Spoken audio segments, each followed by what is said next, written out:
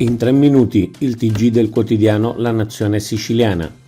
Musumeci al processo montante. Il ministro Musumeci ha testimoniato ieri nel processo contro l'ex presidente degli industriali siciliani Antonello Montante, accusato di corruzione. Musumeci ha disegnato con lucidità i contorni di un periodo storico nel quale alla guida della Sicilia c'era un cerchio magico guidato da Antonello Montante.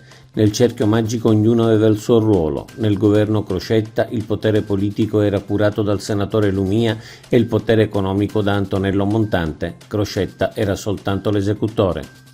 Urso e Schifani alla Trisan. Il ministro delle imprese Adolfo Urso e il presidente Schifani si sono recati ieri allo stabilimento della Trisan di Catania, in quella che viene definita Etna Valley. La Gigafactory Trisan, società interamente partecipata da Enel, produrrà pannelli fotovoltaici bifacciali. È nostra intenzione realizzare in questa terra, ha detto Urso, il più grande e significativo polo produttivo di tecnologia green e digitale d'Italia e verosimilmente d'Europa. Il mio auspicio, ha detto Schifani, è che gran parte dell'energia prodotta in Sicilia da fonti rinnovabili resti a disposizione della nostra isola.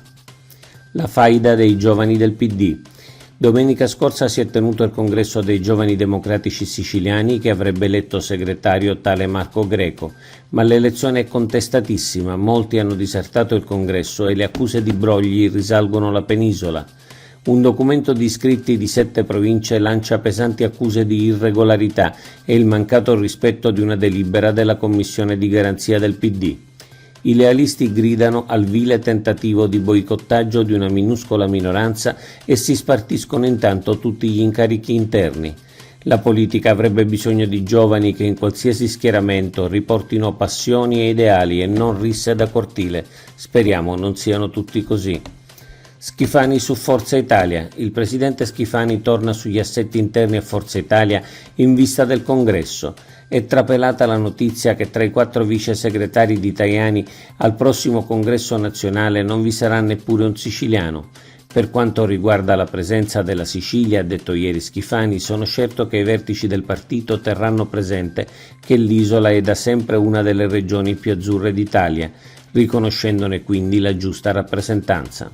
Urso ottimista sull'area di Termini Imerese. Il ministro delle imprese Adolfo Urso lascia ben sperare sul futuro dell'area ex Bluetech di Termini Imerese. Sono convinto, ha detto ieri Urso, che si giungerà a una soluzione positiva per l'ex Bluetech. Come governo e regione dobbiamo accompagnare e sostenere un eventuale ulteriore investimento. Pesca e acquacultura, stanziati 116 milioni.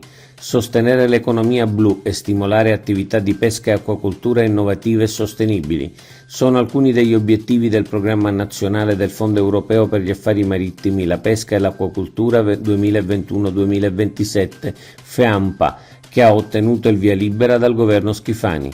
La dotazione finanziaria assegnata alla Sicilia è di oltre 116 milioni di euro, la metà è di cofinanziamento comunitario, il 35% statale e il 15% regionale. Oggi è tutto per l'informazione del quotidiano La Nazione Siciliana. Trovate gli articoli completi su www.lanazionesiciliana.eu.